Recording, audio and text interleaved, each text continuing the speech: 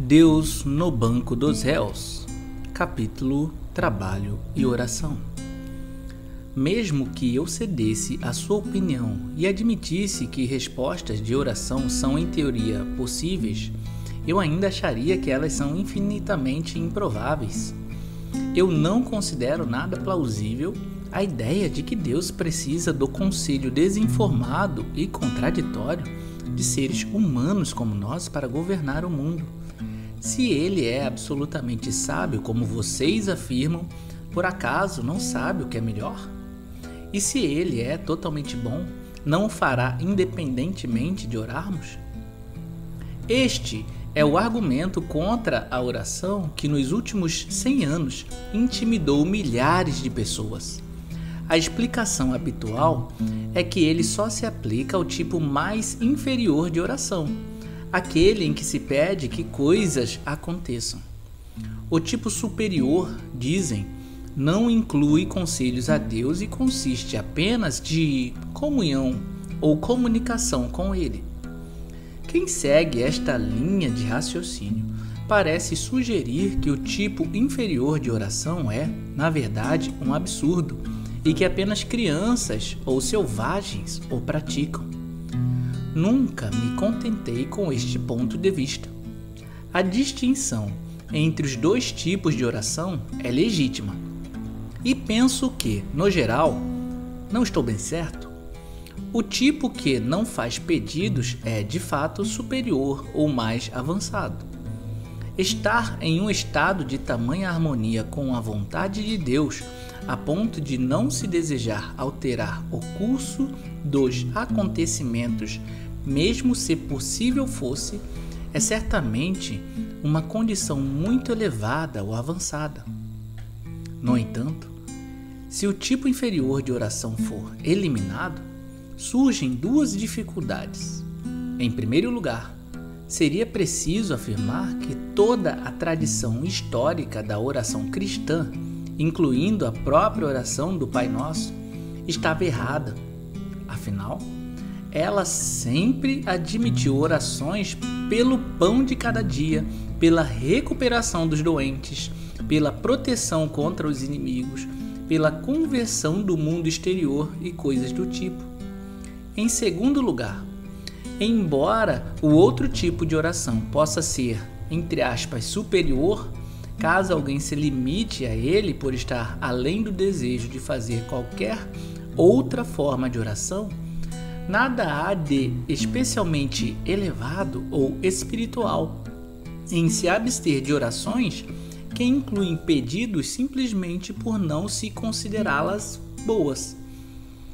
Pode ser uma coisa muito bonita, mas repito, não estou absolutamente certo. O fato de uma criança nunca pedir bolo porque, por ser tão nobre e espiritual, não tem vontade alguma de comer bolo. Porém, nada há especialmente belo no fato de uma criança não pedir bolo por ter aprendido que não adianta fazê-lo. Creio que este assunto, como um todo, precise de reconsideração. O argumento contra a oração, quero dizer, o tipo inferior ou antiquado, é este: aquilo que pedimos ou é bom para nós mesmos e para o mundo em geral, ou não é. Se for, então um Deus bom e sábio o faria de qualquer maneira. Se não for, ele não o faria. Em nenhum dos casos, a oração faria diferença alguma. Mas se esse argumento for sólido, sem dúvida, é um argumento não apenas contra a oração, mas contra a atitude de fazer qualquer outra coisa. A cada ação, assim como em cada oração, estamos tentando atingir determinado resultado. E este resultado deve ser bom ou ruim.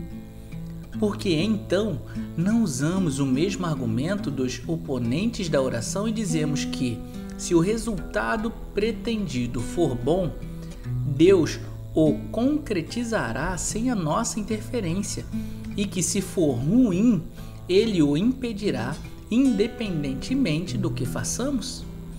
Por que lavar as mãos? se Deus deseja que fiquem limpas, elas ficarão sem que as lavemos. Se não quiser, elas permanecerão sujas. Não importa a quantidade de sabão utilizada, por exemplo. Por que pedir sal? Por que calçar as botas? Por que fazer qualquer coisa? Sabemos que podemos agir e que nossas ações produzem resultados. Todo aquele que crê em Deus deve, portanto, admitir, em sentido totalmente à parte da questão da oração, que Deus não decidiu escrever toda a história de próprio punho. A maioria dos acontecimentos do universo está, de fato, fora de nosso controle, mas não todos. É como uma peça de teatro cujo cenário e cujas linhas gerais da trama são definidos pelo autor, mas certos detalhes são deixados à improvisação dos atores. Talvez seja um mistério a razão de ele nos ter permitido provocar acontecimentos, mas é igualmente extraordinário o fato de ele nos ter permitido provocá-los por meio da oração, mais do que qualquer outro método. Pascal diz que Deus instituiu a oração para conferir às criaturas a dignidade da causalidade. Talvez fosse mais exato dizer que ele inventou tanto a oração quanto a ação física para este propósito. Ele conferiu a nós, pequenas criaturas, a dignidade de poder contribuir para o curso dos acontecimentos de duas maneiras diferentes. Ele criou a matéria do universo de modo a podermos, dentro de seus limites, fazer coisas com ela. É por isso que podemos lavar as mãos e alimentar ou assassinar outras criaturas.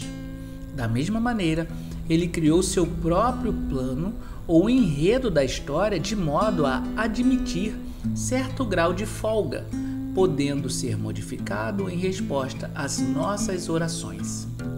Se pedir vitória em uma guerra for uma atitude tola e insolente, com base no fato de que Deus conhece melhor a situação, seria igualmente absurdo e insolente vestir uma capa de chuva. Afinal, Deus não sabe melhor do que nós se devemos ficar secos ou molhados? Os dois métodos pelos quais podemos provocar acontecimentos são chamados de trabalho e oração.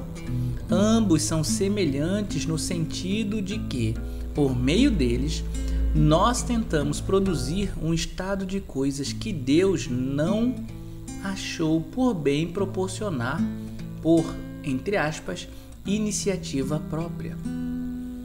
E, a partir deste ponto de vista, o antigo ditado "laborare est orare", trabalho é oração, adquire um novo significado.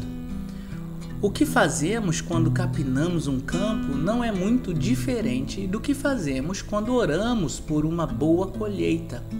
Todavia, existe uma diferença importante entre as duas atitudes.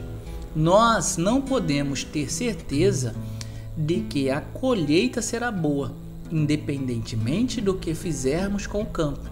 Porém, podemos ter certeza de que, se arrancarmos uma erva daninha, ela não estará mais ali.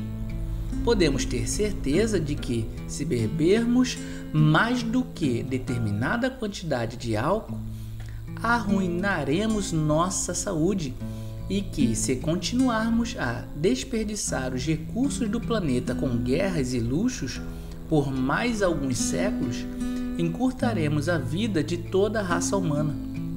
O tipo de causalidade que exercemos por meio do trabalho é, por assim dizer, divinamente garantido e, portanto, implacável. Por meio dele, somos livres para fazer tanto mal a nós mesmos quanto quisermos. Contudo, o tipo de causalidade que exercemos mediante a oração não é assim. Deus deixou para si um poder arbitrário. Se ele não o tivesse feito, a oração seria uma atividade muito perigosa para o homem e teríamos o terrível estado das coisas vislumbrado por Juvenal. Enormes orações que o céu nos responde em ira.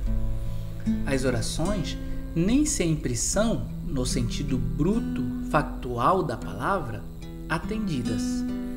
O motivo não é porque a oração é um tipo mais fraco de causalidade, mas porque é um tipo mais forte. Quando ela, entre aspas, funciona, ela funciona de modo ilimitado no espaço e no tempo. É por isso que Deus reteve um poder arbitrário para ora atendê-la, ora negá-la. Sem esta condição, a oração nos destruiria. É cabível ao dizer: vocês podem fazer tais e tais coisas segundo as regras fixas desta escola. Porém, outras tais coisas e tais coisas são perigosas demais para serem regidas pelas regras gerais. Caso queiram praticá-las, é preciso fazer uma solicitação e discutir o assunto comigo em meu escritório. Só então veremos o que será feito. E para você que chegou até aqui, meu muito obrigado. Espero que tenha gostado dessa obra. Valeu mesmo. Seu like e sua inscrição são muito importantes. Até a próxima leitura.